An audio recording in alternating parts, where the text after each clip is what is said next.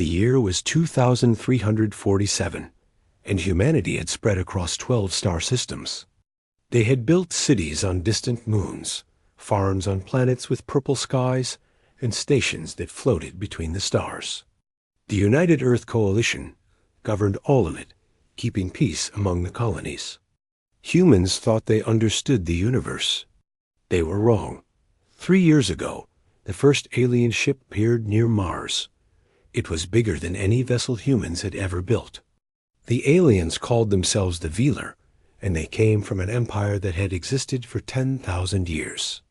They had conquered more than 200 species across the galaxy. Some they enslaved. Others they destroyed completely. No one had ever refused them, not now. Their delegation had come to Earth's greatest space station, Genesis Prime, to deliver a message. The station hung in orbit above the blue planet, its metal walls gleaming under the light of the sun. Inside the great hall, hundreds of humans waited in silence. Soldiers stood along the walls, their weapons hidden but ready. Politicians and generals sat in rows of seats, their faces showing nothing. Admiral Do-yoon stood alone in the center of the room. He was not a tall man, but something about him made people pay attention. His gray hair was cut short, and his uniform was simple and clean. He had fought in 3 wars and won them all. Now he faced the greatest threat humanity had ever known, and his hands were steady. The doors opened, and the Velar walked in. They were tall, almost 3 meters high. Their skin was covered in dark scales that shifted color when they moved. Their eyes were yellow and cold, like the eyes of snakes. Each one wore armor made of black metal, and they moved with the confidence of creatures who had never known defeat. Overlord Krath led them. He was the largest of the group, and golden marks covered his face. Behind him walked Commander Torin, who watched everything with careful eyes, and High Priest Morath, whose robes were decorated with symbols of their strange religion. Krath stopped in front of Admiral Do-yoon and looked down at him. A sound came from his throat, something between a growl and a laugh. "So small," Krath said. His voice was deep and rough. "Your kind is so very small." Do-yoon did not move. He did not blink. "You know why we are here," Krath continued. "Your species has been judged. You will surrender all your colonies to the Velar Empire. You will give us your ships, your weapons, and your technology. Your people will serve us. This is not a request. This is not a negotiation. This is your fate." The humans in the hall remained silent. Some of them were afraid, but they did not show it. "You have 7 rotations of your planet to comply," Krath said. "If you refuse, we will burn your worlds. We will kill your soldiers. We will take your children and make them forget they were ever human. This is what we have done to thousands of species before you. This is what we will do to you." He leaned closer to Do-yoon, his yellow eyes bright with contempt. "Do you understand, little creature?" Admiral Do-yoon looked up at the alien overlord. When he spoke, his voice was calm and clear. Every person in the hall heard him. "I understand perfectly," Do-yoon said. "And now you will listen to me." Krath made a sound of surprise. No species had ever spoken to him this way. "I will say this once," Do-yoon continued. "Do not start this war." For a moment, there was complete silence. Then the Velar began to laugh. It was an ugly sound, harsh and cruel. Krath's body shook with amusement. "You threaten us." Krath said, "You are insects. Your civilization is young and weak. We have crushed thousands of species like yours. We have ended worlds older and stronger than Earth. What can you possibly do against us?" Do-hyun's expression did not change. "We are not like the others. They all say that." Morath spoke for the first time. His voice was like dry leaves scraping together. "They all believe they are special. They all believe they can resist. and they all fall. It is the will of the cosmos. The weak must serve the strong. Leave now, Doyun said. Go back to your empire. Tell your people that Earth is not worth the cost. This is your only warning. There will not be another. Krath stared at the human admiral. He searched for fear in those eyes, for desperation, for the panic that always came when species realized their end was near. He found nothing. Just calm certainty. For a brief moment, Commander Torin felt something strange. He had studied humans, learned their history. They were a young species, yes, but their history was written in blood. They had spent thousands of years fighting each other with terrible creativity. They had split the atom and used it to destroy their own cities. They had invented weapons that could poison the air, the water, and the earth itself. And somehow, they had survived all of it. Torin wanted to speak, to suggest that perhaps they should learn more about these creatures before attacking them. But he said nothing. Overlord Krath would not listen. 7 rotations, Krath repeated. He turned and walked toward the door. The other Veeler followed. Enjoy your final days, humans. They will be your last. The doors closed behind them. The humans in the great hall began to talk, their voices rising in fear and anger. But Admiral Doyun remained still. He watched the doors for a long moment and turned to his aide. Send word to all colonies, he said quietly. Begin Protocol Omega. Far below, in a laboratory hidden deep beneath the Pacific Ocean, Dr. Hannah received the message. She was a small woman with tired eyes and quick hands. For 15 years, she had worked on weapons that she hoped would never be used. Now she knew they would be. She stood at her window and watched the alien ships rise from Earth, heading back to their armada. Behind her, rows of machines hummed with power. Screens showed designs for weapons that could crack moons and tear holes in space itself. Her assistant, a young man named Minnow, walked up beside her. They really refuse to listen? They never do, Hannah said. That is the problem with empires. They forget that even small things can bite. She turned away from the window and faced her team. 20 scientists, the best minds on Earth, waited for her orders. Begin Phase 1, she said. They made their choice. Now we make ours. The machines began to work faster. Deep in the darkness of space, humanity prepared for war. And across the galaxy, the Veeler Empire continued on. Confident in their power, blind to the storm that was coming, they had been warned. They did not listen. They would learn. 7 days passed like a held breath. Across Earth and all its colonies, people waited. Some prayed to gods they had forgotten. Some held their families close. Some worked day and night, building weapons and preparing defenses. The children were sent to underground shelters, deep beneath mountains where they might survive what was coming. On the 7th day, the sky changed. The Veeler Armada emerged from hyperspace at the edge of the solar system. 10,000 warships, each one bigger than the largest human vessel. They blocked out the stars like a dark cloud spreading across space. It was the greatest invasion force the Veeler had ever assembled for a single species. They wanted to make an example of humanity. Overlord Krath stood on the bridge of his flagship, the Conquest of Ages. It was a massive ship, 5 kilometers long, covered in weapons that could turn planets to ash. He looked at the human solar system on his screen and smiled. Send the message, he ordered. His voice boomed across all human frequencies. People of Earth, your time has ended. Surrender now, and some of you may live as servants. Resist, and you will be erased from history. You have 1 hour. The humans did not respond. Krath waited. He expected panic, begging, desperate offers of surrender. Instead, there was only silence. They are frozen with fear, High Priest Morath said.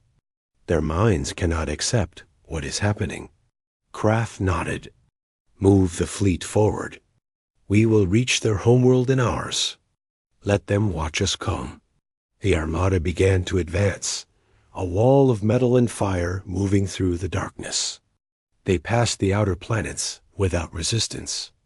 No human ships came to meet them. No weapons fired. Commander Torn watched the empty space around them and felt uneasy. "This is wrong," he said quietly to Krath. "They should have some defense, some response." "They have nothing," Krath replied. "They are hiding, hoping we will show mercy. We will not." Near Jupiter, Captain Una sat in the cockpit of her fighter. She was young, only 28, but she had been flying since she could walk. Her squadron, 50 small ships, waited in the shadow of Europa's ice cliffs. They had been there for 3 days, silent and cold, invisible to Velar sensors. Her radio crackled. "All units, this is Admiral Doyun. The enemy has entered the kill zone. Execute Operation Hammer. May your aim be true." Una smiled. It was not a nice smile. "You heard him. Let us show these aliens why you do not threaten Earth." The Velar armada passed Europa, still confident, still blind. Then the ice moved. Hidden bases buried deep in Jupiter's moons came alive. Thousands of railgun platforms rose from the frozen surface, their barrels pointing at the sky. They had been built in secret, piece by piece, over 15 years. The Velar had never suspected. The first volley was silent in the vacuum of space, but its effect was not. Solid metal slugs, accelerated to incredible speeds, tore through the Velar vanguard. Ships that had conquered 100 worlds exploded in seconds. The Velar shields, designed to stop energy weapons, could not handle physical impacts at such velocity. 300 ships died before anyone understood what was happening. Shields. Raise shields. Krath screamed. But the attacks came from every direction. The humans had prepared for years. They knew exactly where the Velar would fly, exactly how they would move. Then came the Mines Doc General Tai Wu had called it the web.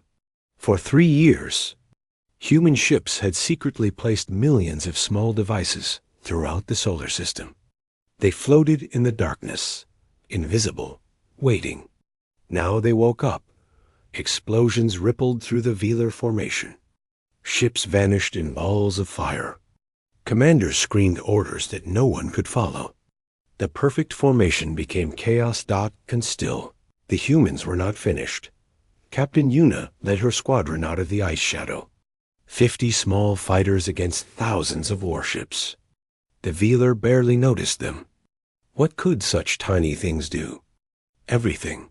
The fighters did not attack the warships. They flew past them, through the gaps in the formation, heading straight for the command ships.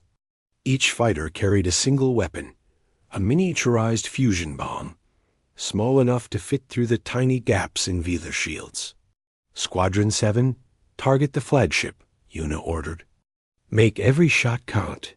The Velar finally understood the danger, but it was too late.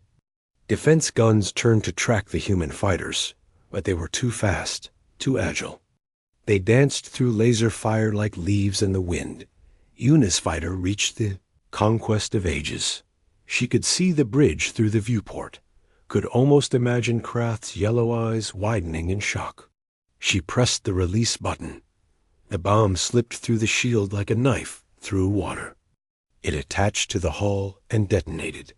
The flagship of the Velar Empire, the ship that had destroyed 1,000 civilizations, broke apart from the inside. Fire erupted through every deck. Metal screamed and twisted. Bodies flew into the cold darkness of space. Overlord Krath was thrown across his bridge. Fire burned around him. Blood, his own blood, ran down his face. Guards dragged him toward an escape pod while the ship died around him. Through the cracked viewport, he saw his armada crumbling. Ships exploded. Others tried to flee, only to hit more mines.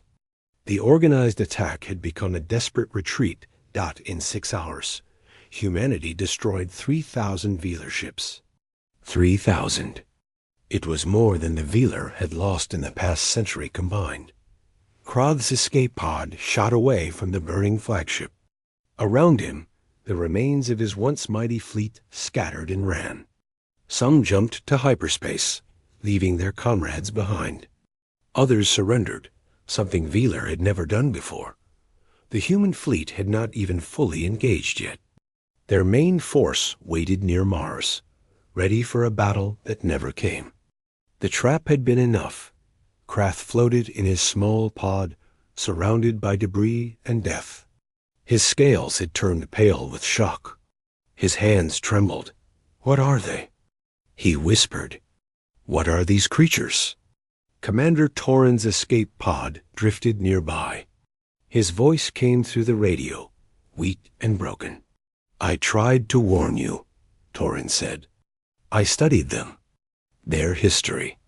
They spent centuries perfecting the art of killing each other. They invented weapons that could end all life on their planet, and they did not stop. They just kept building, kept fighting, kept surviving. They are not like us. They are not like any species we have ever faced." Krath stared at the burning wreckage of his fleet. "What are they then?" Torin was silent for a long moment. When he spoke again, his voice was filled with something the Velar rarely felt. Fear. "They are humans," he said, "and we should never have made them our enemy." Far away, on the bridge of the human flagship Indomitable, Admiral Doyun watched the Velar retreat. His face showed no joy, no celebration. Only grim determination. "This is just the beginning," he said. "They will come back with everything they have. We need to be ready." The first battle was won. But the war had only started. The news traveled faster than light. Across the galaxy, on 1,000 worlds, the story spread like fire in dry grass. The Velar Empire had attacked a small species called humans. The Velar had lost. On slave worlds where aliens worked under Velar whips, prisoners whispered to each other in the darkness. On conquered planets where once proud civilizations served their masters, hope flickered for the first time in centuries. The empire that had seemed eternal, unbeatable, invincible, had bled. The Velar tried to hide the truth. They called it a minor setback, a temporary problem. But the numbers could not be hidden. 3,000 ships. Millions of Velar soldiers. Destroyed by a species that had only discovered space travel 400 years ago, in the halls of the Velar Senate, chaos erupted. Leaders screamed at each other, blaming and accusing. Some wanted to negotiate peace. Others wanted to destroy Earth with every weapon they had. Overlord Krath, his wounds still healing, slammed his fist on the ancient table. "We will not show weakness," he growled. "We will gather every fleet from every corner of the Empire. We will crush these humans so completely that no one will ever remember they existed." High Priest Morith stood beside him. His pride was hurt more than his body. "The gods demand blood," he declared. "These humans have insulted the natural order. They must be punished." Commander Torin listened from his seat, saying nothing. He knew this was a mistake, but no one wanted to hear him now. No one wanted to admit that maybe, just maybe, they should have listened to the human admiral's warning. The order went out. 50 fleets from across the Empire would converge on human space. It would take 3 weeks to gather such a force, but when it arrived, nothing would survive. On Earth, Admiral Doyun knew they were coming. The Human Intelligence Network, built from captured technology and clever spies, had intercepted the Velar communications. He stood in the war room of Genesis Prime, surrounded by generals and admirals from every human colony. 50 fleets, General Taiwu said, reading the report. His scarred face was grim. "That is more ships than we have ever seen. More than we can fight directly. Then we do not fight directly, Do-Yun replied. We have 3 weeks. We will use every second. Dr. Hannah stepped forward. She had not slept in days, but her eyes were bright with purpose. Project Hammer is ready, she said. But to use it, we need to get close to their main fleet. The weapon has limited range. What exactly does it do? Asked Admiral Songho, commander of the Mars Defense Force. Hannah smiled slightly. For years, we have studied captured Velar technology. We found something interesting. Their shields, their power systems, everything runs on a specific energy frequency. It is efficient and powerful, but it has a flaw. If we hit that frequency with the right kind of pulse, every Velar system in range will fail simultaneously. Shields will drop. Engines will stop. Weapons will go dark. The room fell silent as they understood. One weapon could disable an entire fleet. How close do we need to be? Do-Yun asked. Within the system they occupy, Hannah said. We need to bring the fight to them. Tai Wu laughed, but there was no humor in it. Attack the Velar Empire directly? No species has ever done that. Then we will be the first, Do-Yun said. But first, we need information. We need to know exactly where their fleets are gathering, and we need to know their plans. He turned to a woman standing in the shadows. Sergeant Yoonji, I have a mission for you. Yoonji stepped forward. She was small and quiet, the kind of person you would forget as soon as you looked away. That was what made her perfect for her job. They called her the Ghost because she could get in and out of anywhere without being seen. The colony of New Bizan, Do-Yun said. The Velar captured it 2 weeks ago. They are using it as a forward base. We need you to get in, rescue any prisoners you can find, and bring back intelligence on their fleet movements. Yoonji nodded once. I will leave tonight. Take a small team. Do not engage unless necessary. I never do, Yoonji said. She turned and walked out without another word. The mission to New Bizan was supposed to be simple. It was not. Yoonji and her team of 6 soldiers dropped onto the planet from a stealth shuttle. They moved through the ruined city like shadows, avoiding Velar patrols, climbing through broken buildings.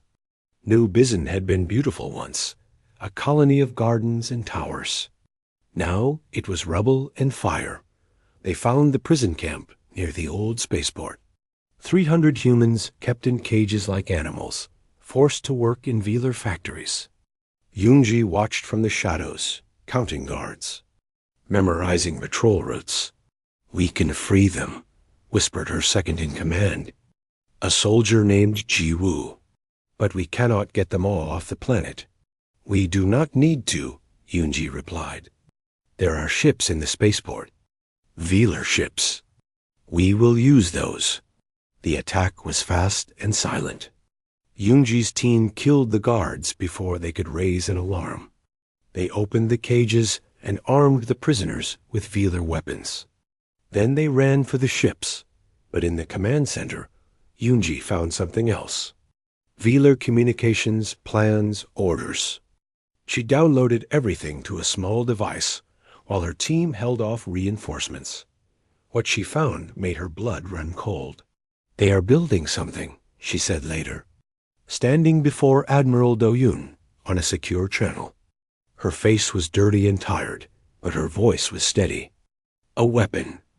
They call it the Purifier. It is designed to destroy entire planets. They are going to use it on Earth.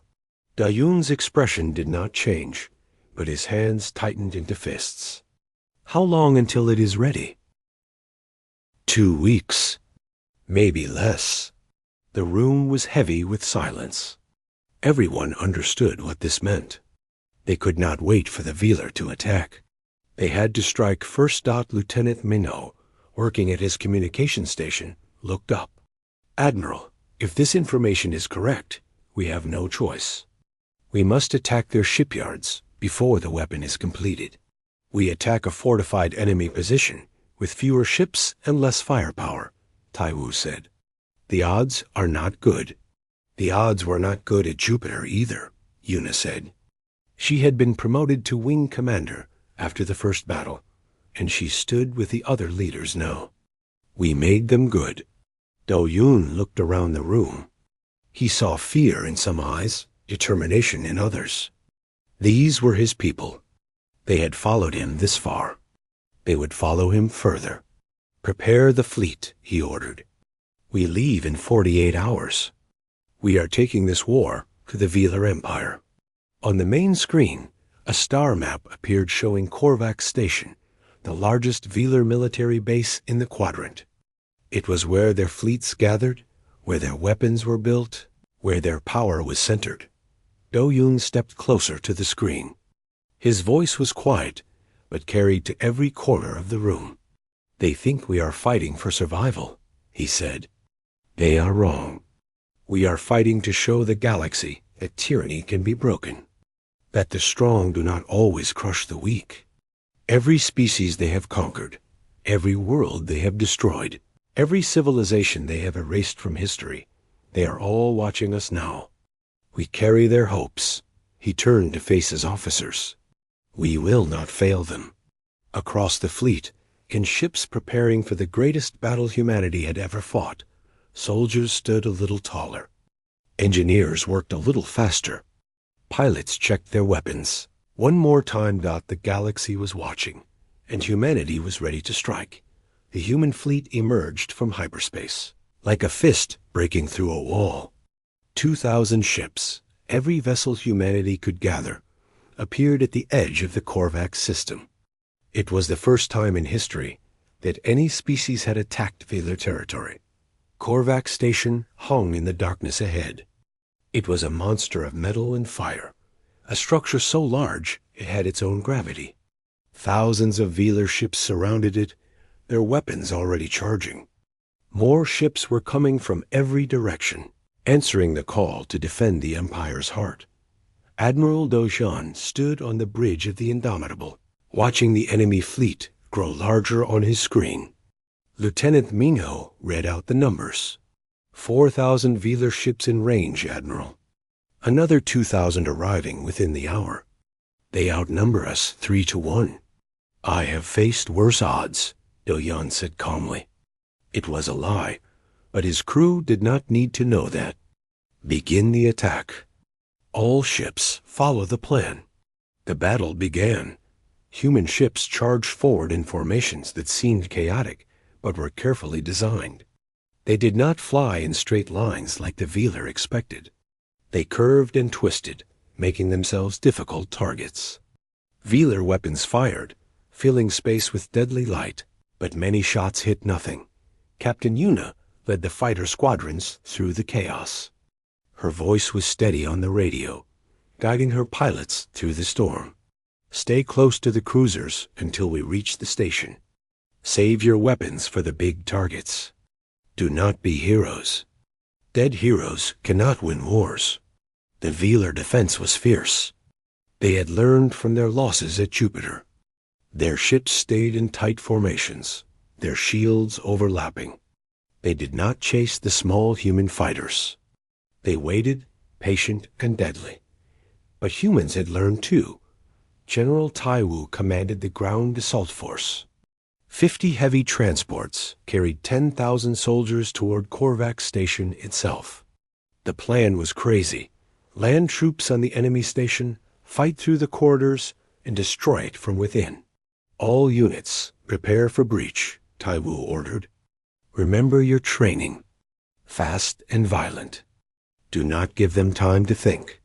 The transports slammed into the station's outer hull. Cutting beams opened holes in the metal. Soldiers poured through, weapons firing. The fighting inside was brutal. Velar warriors were bigger, stronger, and they knew every corner of their station. But human soldiers were fast and unpredictable. They used grenades, smoke, and tricks the Velar had never seen. They fought in ways that made no sense, sacrificing position for speed, trading safety for aggression. Sergeant Yunji led a special team with a different mission. While the main force drew attention, her squad moved through the maintenance tunnels toward the communication center. If they could cut off the station's ability to call for help, the reinforcements would not know where to go. The tunnels were dark and narrow. Yunji moved silently, her small body fitting into spaces a Velar could never reach. Behind her, 5 soldiers followed her every step. They reached the communication center and found it guarded by a single Velar officer, Commander Torin. He stood in the middle of the room, his weapon ready. His yellow eyes found Yunji in the doorway. "I knew you would come here," Torin said. "I know how humans think now. You always go for the throat." Yunji raised her weapon. "Then you know how this ends." "I do." Torin moved faster than seemed possible. He crossed the room in a heartbeat, his blade swinging toward Yunji's head. She was not there. Yunji had trained since childhood to fight enemies bigger and stronger than herself. She did not block Torin's attacks. She avoided them, slipping past his blade by centimeters, staying in his blind spots, making him chase shadows. Torin was faster, stronger, better trained. But Yunji did not fight fair. She threw a flash grenade at his feet. The blast blinded him for half a second. That was enough. She drove her knife into the gap between his armor plates, twisting the blade. Torin fell to his knees. Blood, dark purple, spread across the floor. "You fight without honor," he gasped. "I fight to win," Yunji replied. She pulled out the knife and turned to her team. "Disable the communications." All of them. Outside, the battle raged on. Human ships were taking heavy losses now. The Velar outnumbered them, and more enemy vessels arrived every minute. Admiral Do-yoon watched the casualty reports climb higher and higher. "Admiral," Minho said urgently, "we are losing ships faster than we can replace them. If we do not do something soon—" "I know." Do-yoon opened a channel. "Dr. Hana, is the weapon ready?" In a small science vessel hidden behind the human fleet, Dr. Hana worked at her console. Her fingers flew across the controls, making final adjustments. The device beside her hummed with power. 30 seconds, she said. "I need the fleet to keep them focused on the main battle. They cannot notice us." "Understood." Do-yoon turned to his tactical officer. "Order all ships to push forward. Maximum aggression. Make them think we are desperate." The human fleet surged ahead. It looked like suicide. Thousands of smaller ships throwing themselves at an enemy they could not defeat. The Velar commanders laughed and pressed their attack. They did not see the small science, vessels slipping closer to the heart of their formation. "Now." "Hana." Do-yoon ordered. Dr. Hana pressed the button. The hammer protocol activated. A pulse of energy, invisible but unstoppable, spread out from the science vessel like a wave. It traveled at the speed of light, passing through every ship in range. Every Velar ship in range. Shields flickered and died. Engines stopped. Weapons went dark. The mighty Velar fleet, thousands of warships that had conquered a galaxy, became floating metal boxes, helpless in the void. For a moment, there was silence. Then the human fleet attacked. Without shields, the Velar ships were defenseless. Human weapons tore through their hulls. Explosions bloomed across space like flowers made of fire. Ships that had terrorized hundreds of worlds became tombs for their crews. On Korvax Station, Taiwu's soldiers pushed deeper. With the station's defenses offline, the Velar could not coordinate their response. Room by room, corridor by corridor, the humans advanced. Captain Yuna led her fighters to the station's core. The purifier, the planet-killing weapon, was still being built there. They could not let it survive. "All units target the reactor," Yuna ordered. "Hit it with everything you have." Missiles and bombs slammed into the massive structure. The core began to crack, energy spilling out in deadly waves. "Everyone out!" Yuna shouted. "The station is going to blow." Human soldiers ran for their transports. Fighters raced away from the dying station. Behind them, Korvax Station tore itself apart in a ball of fire that could be seen from light years away. The Battle of Korvax Station ended in 4 hours. The Velar lost 40% of their remaining military power. Their greatest base was gone. Their secret weapon was destroyed. Their legend of invincibility was shattered forever. Admiral Do-Yoon looked at the wreckage floating in space. He had won, but his face showed no celebration. Too many good people had died for this victory. "Send search parties for survivors," he ordered. "Ours and theirs." Minho looked surprised. "You want to rescue Velar?" "We are not monsters," Do-Yoon replied.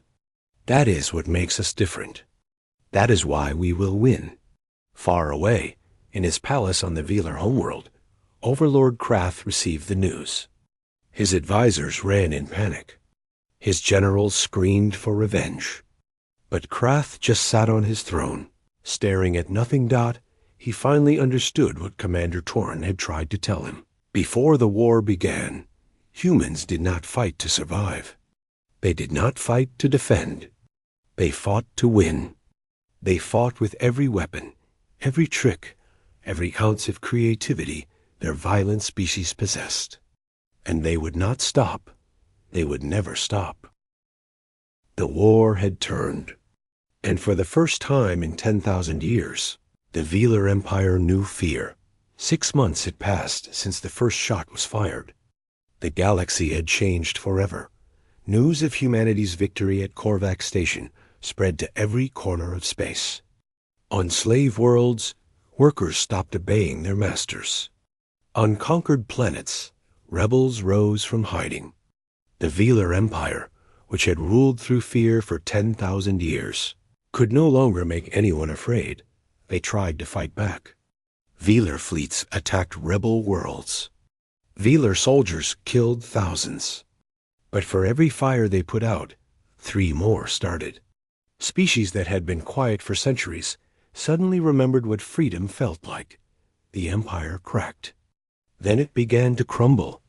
Overlord Krath sat in his throne room, surrounded by generals who had no more armies to command.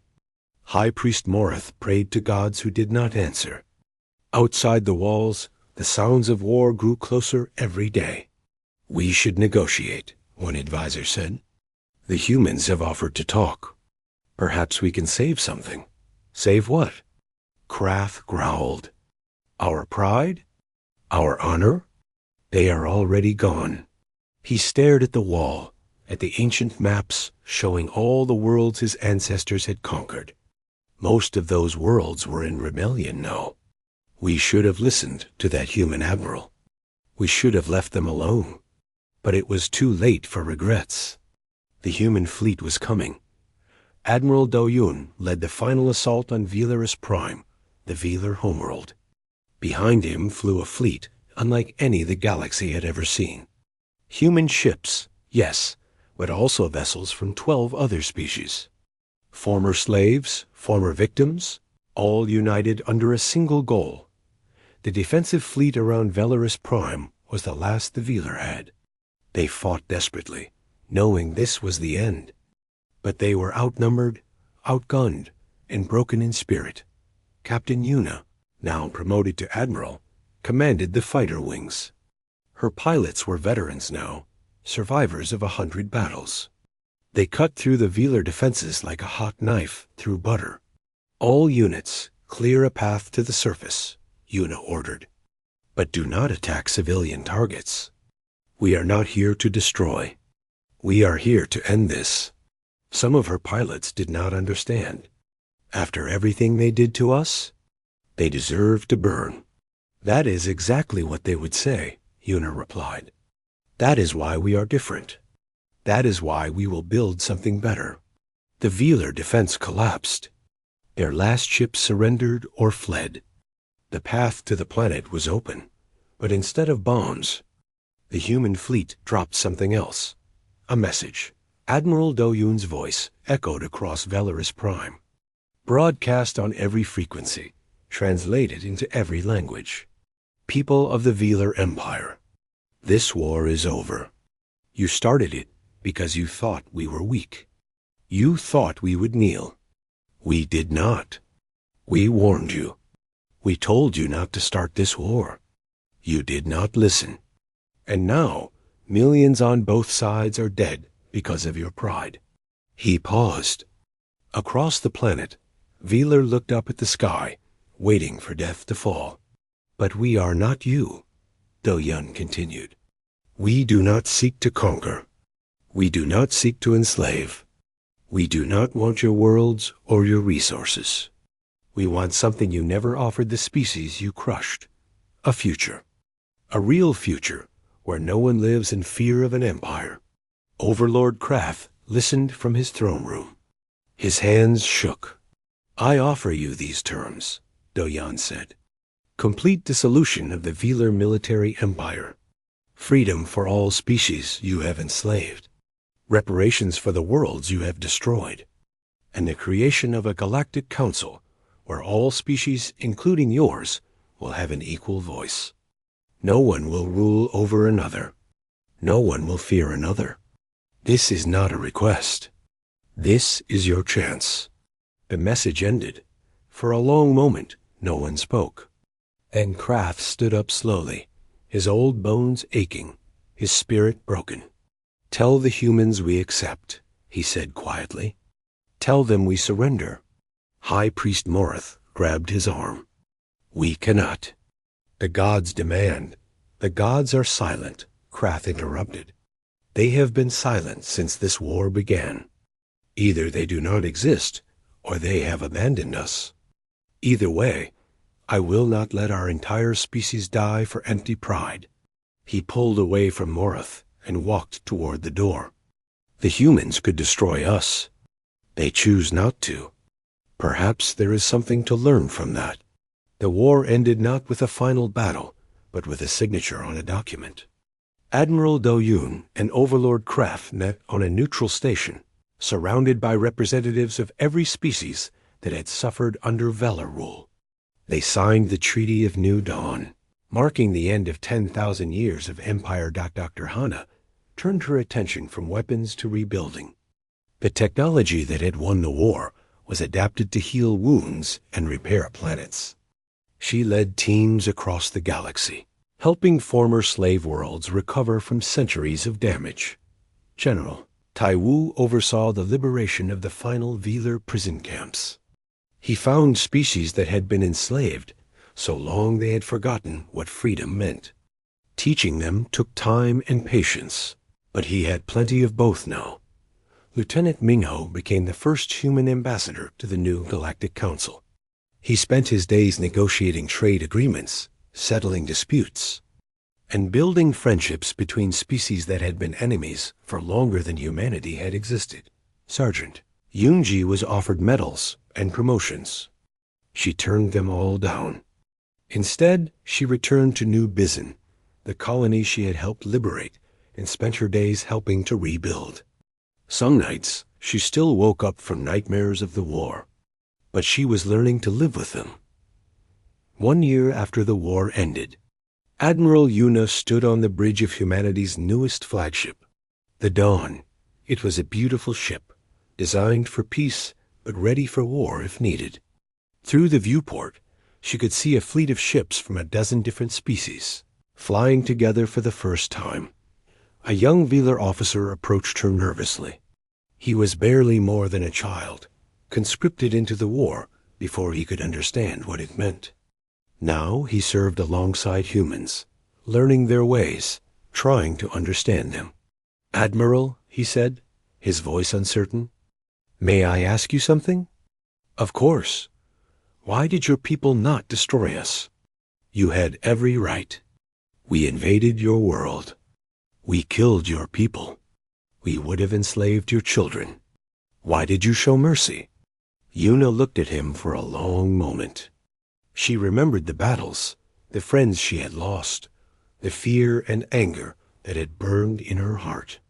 She remembered wanting to watch the Velar homeworld burn. "Because that is not who we are," she said finally.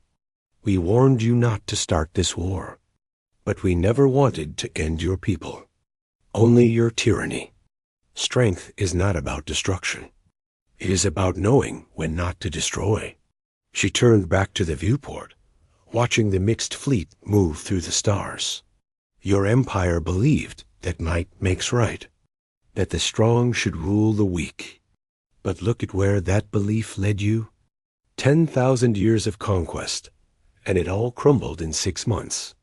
Not because you were weak, but because everyone you had conquered was just waiting for someone to show them another way." The young Velar was quiet, thinking about her words. "We were that someone," Una continued. "Not because we are special, but because we chose to be. And now you have the same choice. You can spend the rest of your life angry about what was lost, or you can help build something new, something better." She looked at him directly. "What do you choose?" The Velar officer stood straighter. For the first time since the war ended, something like hope appeared in his eyes. "I choose to build," he said. Una smiled. It was a real smile, warm and kind. "Welcome to the new galaxy." Far away, on the site where Genesis Prime had once orbited Earth, a memorial floated in space. It was made of metal from the ships that had fallen in battle, human and Velar alike. Names were carved into its surface, millions of names. All the people who had died because one side refused to listen to, at the center of the memorial. An inscription in 100 languages. They asked us to kneel.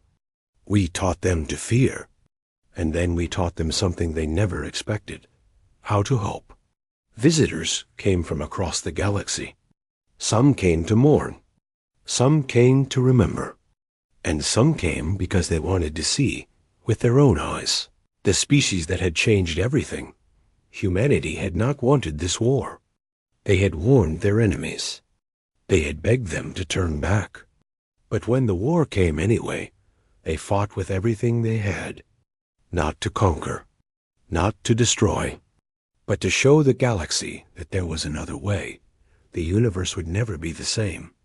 And somewhere, on a small blue planet orbiting a yellow star, children played in the sunlight, laughing and dreaming of the stars, knowing that whatever the future held, they would face it without fear, because they were human, and that had always been enough.